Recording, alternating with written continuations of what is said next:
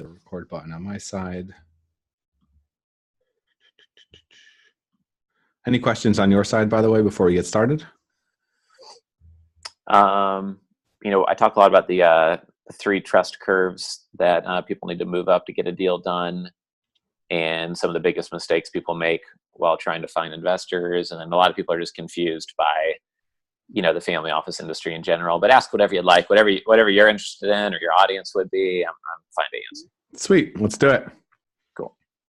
Hey guys, welcome to The Syndicate, the show where we get the world's most interesting investors. Today we've got somebody who's running the top of the top when it comes to big money, Richard Wilson, on the program. Thanks for coming today, Richard. Thanks, Matt. So Richard runs the Family Office Club, I think the largest community of family offices worldwide at this point. That's right. So how did you get into this? What's your background? Why family offices? I started helping a tech firm raise capital in 2001, and then got into raising capital full-time in 2006, 2007. And I just found that while meeting with family offices, they weren't meeting with each other. It was a new industry, a new type of term that hadn't really been used much before, the decade before, or any time before.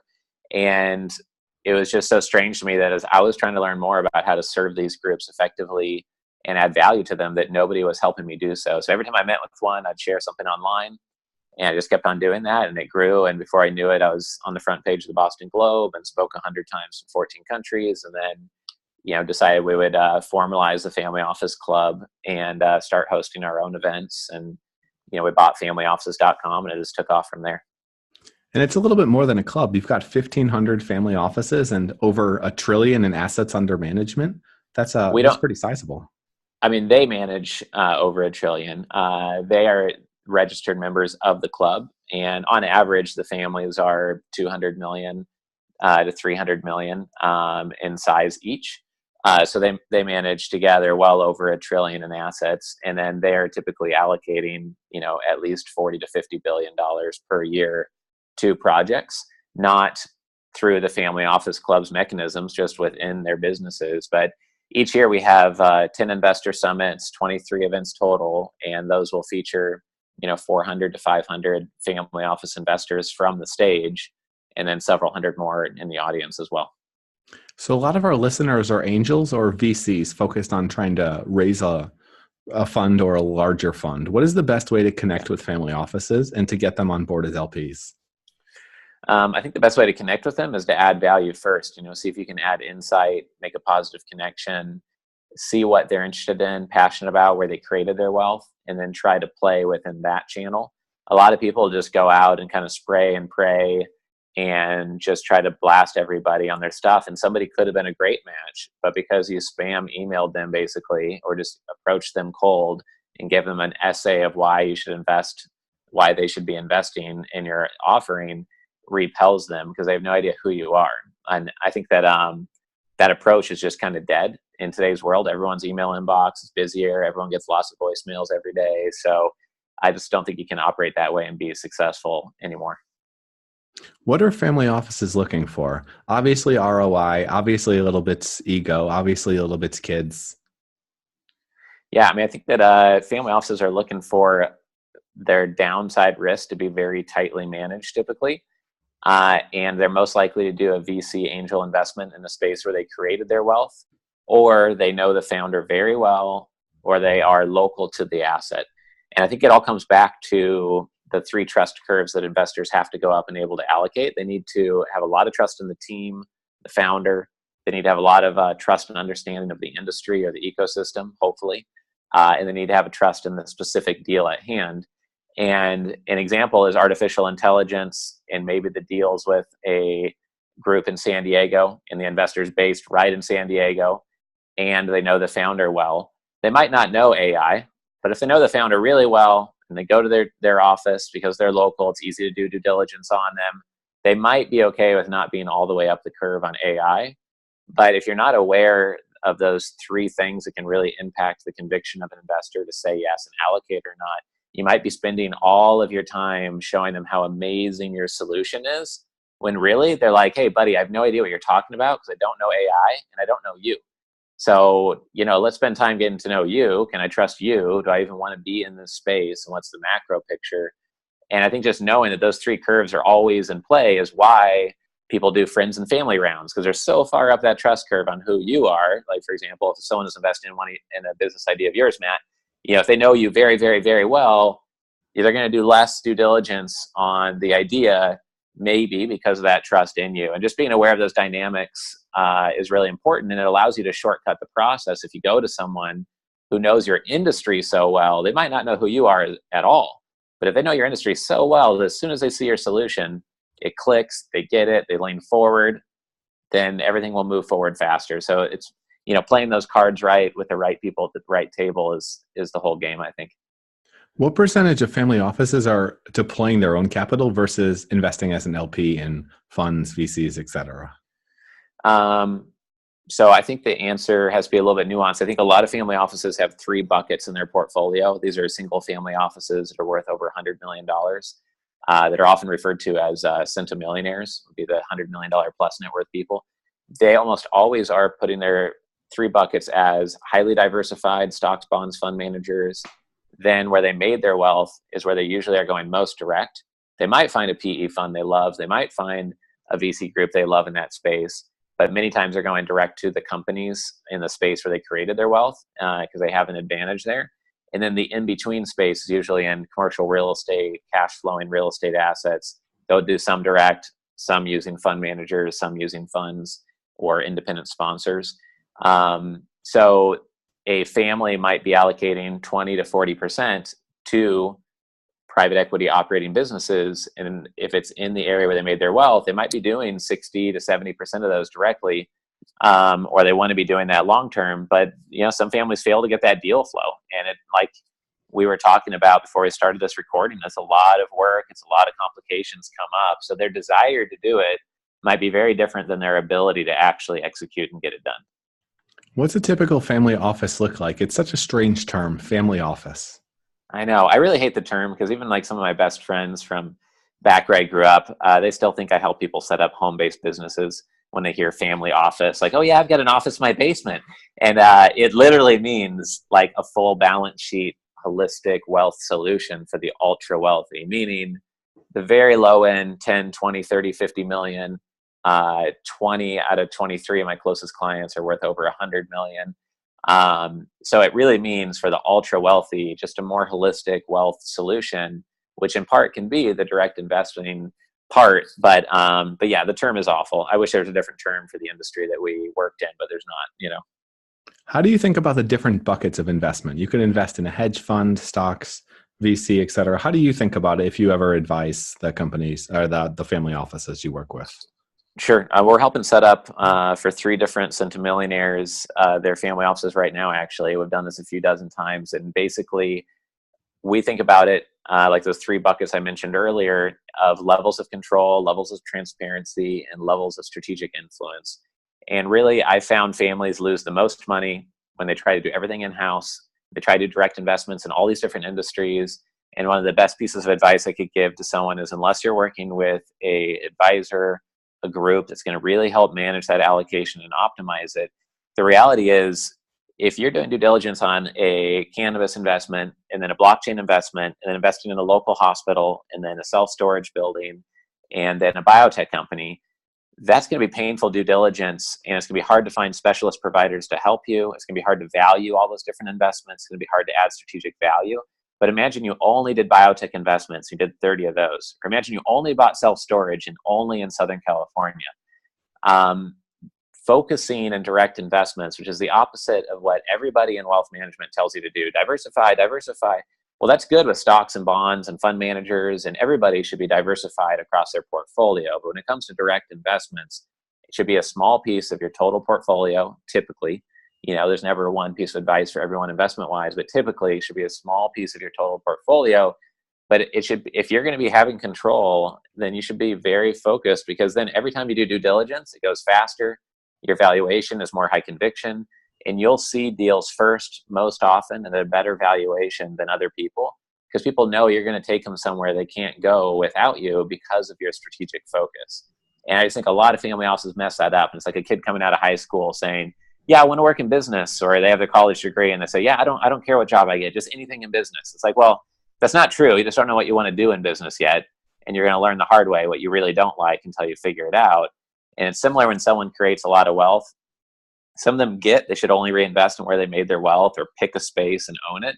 But some of them just spray their money all over the place and it just drips off the wall onto the ground into other people's pockets. How do family offices handle the transition that inevitably happens from parents to kids? I imagine you see like the trust fund kids that screw up their lives and end up in XYZ uh, Yeah. magazine. But how do you avoid that? I'm sure that's something that all of your members struggle with and want to succeed at. Yeah, I'm glad you brought that up. And almost nobody really asked me that. They're always focused on the money, the money, the money. And the reality is the money only sustains through value of transfer of values, the transfer of values and principles. Without the values being transferred to the next generation, they're just going to blow the money. And without controls on it, they won't grow up in a way that they actually respect the values of the family. So to answer your question more directly, you could set up a family bank where the next generation only gets money for education, to buy their first house, if there's a medical emergency, or if they have a business idea that's approved by the elders in the family. And if that idea seems solid and then it gets revised and then gets approved, then an allocation of money could go towards that idea. So it propels entrepreneurism in the family and doesn't propel the purchasing of South Beach condos and Ferraris. And I think that another thing you could do is not have your kid, don't try to make your kid a good person by saying, hey, we're going to put you in charge of impact investing and philanthropy. And all day long, you're just going to give our money away to everybody because they're already going to a $40,000 a year private school, perhaps. You already have 4 homes, perhaps. You already have a private jet, perhaps. They're already growing up around excess. And most of you listening here, if you're about to hand off to second generation or you're scared of that, you created your wealth through a lot of hard work, a lot of sweat and stress and lack of resources and having to be thrifty and figure things out, and respecting resources and not wasting money is part of how you create wealth and sustain it. And if you put your kid in charge of just giving away money their whole life on top of all the other things that are making them experience excess, then you're just teaching them how to have money leave the family. So you have to really think about, like, yeah, it's good for them to be generous people, but you also want them to be resourceful if the goal is to retain the wealth and make them a productive member of society. Then I think a lot of families do it in a really backwards way, by letting them do things that just kind of, ruin their brain for productivity in the future. Yeah, maybe volunteering somewhere would be better than volunteering to hand out chunks of cash, and at least until you've learned a little bit more about the impact investing space. Right. And like, we had a family, it was a $250 million net worth family. They just spent 2 days in our office. We had dinner. It was the first and the second generation, the father transferring to the son, exactly what you're talking about. What they're doing is they're looking at their one niche where they made their wealth for direct investing, outsourcing everything else.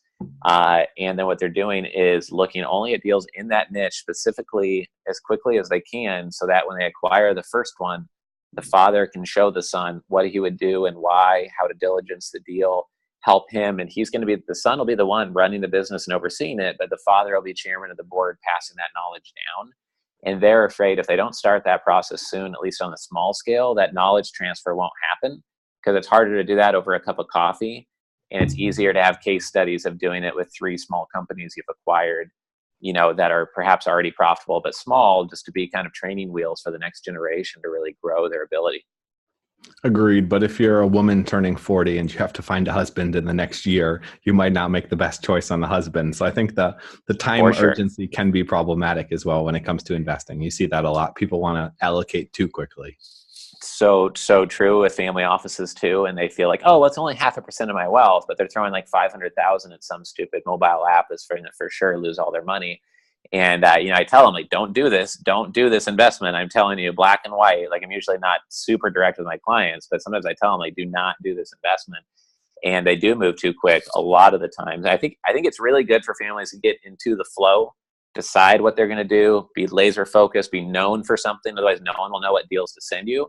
But for sure, you're going to be much smarter after you look at 100 deals, after you look at 300 deals in one area, no matter how good you think one of those first few deals looks. My thoughts are family offices seem to be very opaque. Even if investors knew about them, they don't typically know to send deals there. Most investors have trouble even identifying family offices, high net worth individuals to try to proposition as LPs.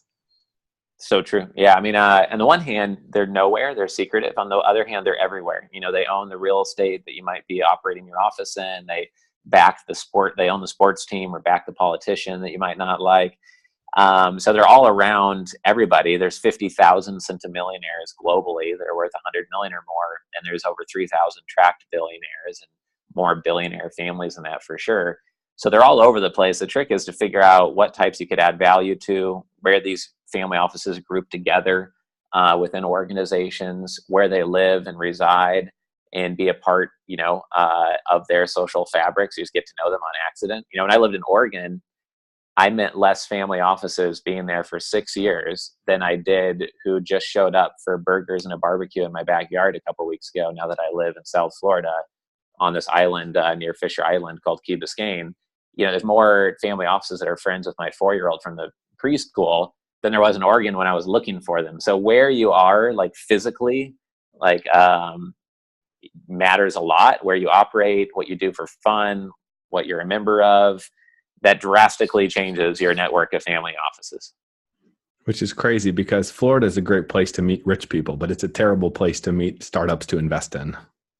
Right, for sure. I mean, I guess you have both in Silicon Valley, and that's why it's Silicon Valley, on some level. But, I think that a lot of investments come down to trust too. And the reality is, I like doing the opposite of what other people are doing.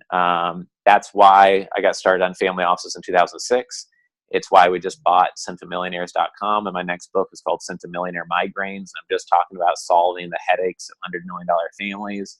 No one knows really what a family office or a centimillionaire is, but I doubled down on it. And if I was a startup and I had a great team, I would import some of the tech talent. And if I was running an investment fund, for example, I'd be where the money is to naturally grow those relationships if it didn't hurt your ability to execute on the investments. I mean, I think following the herd is usually the exact opposite of what you should be doing. And Definitely agree on that.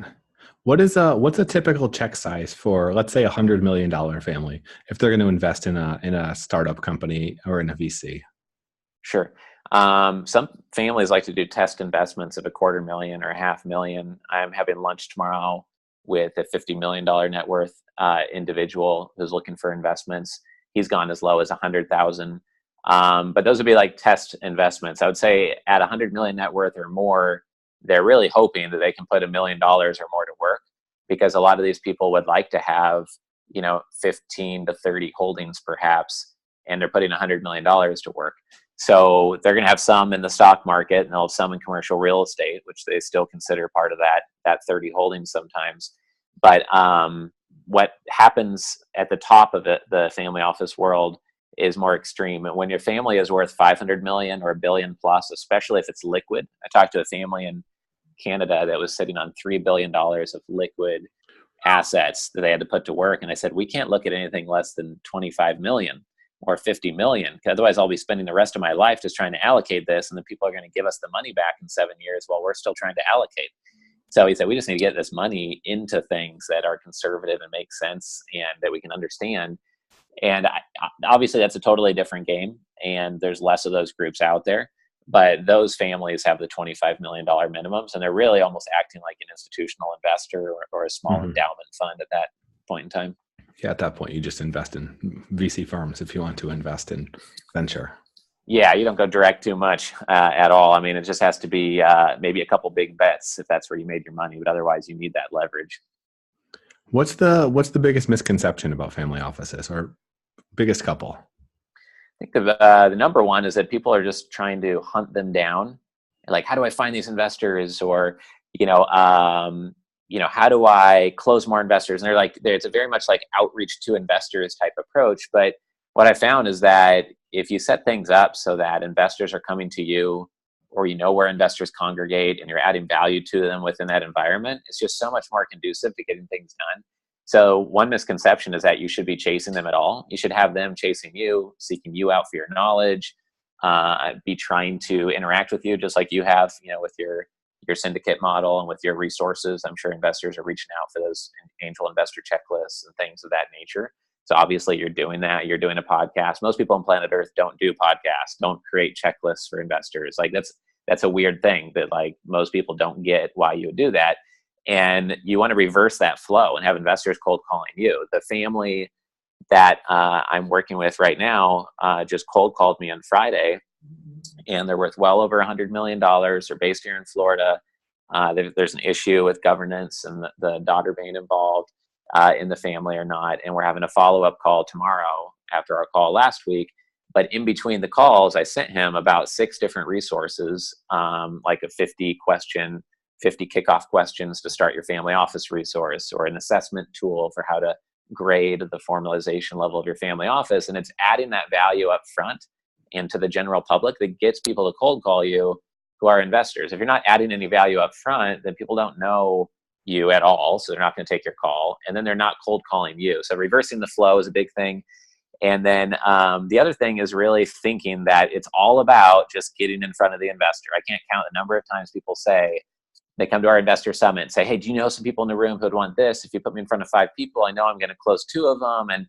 And a lot of people have that attitude. And what I found, though, is that you can bring horses to the water, but there's about 20 different elements to the water that's going to change whether they want to drink that water or not. So it's not all about the introduction. If you don't study investor relations as a company owner or as a fund manager and really hone in your skills on investor relations, you're never going to do well, because it's about articulating why you're unique in the marketplace in a single sentence. It's about being concise and being relevant and adding value first.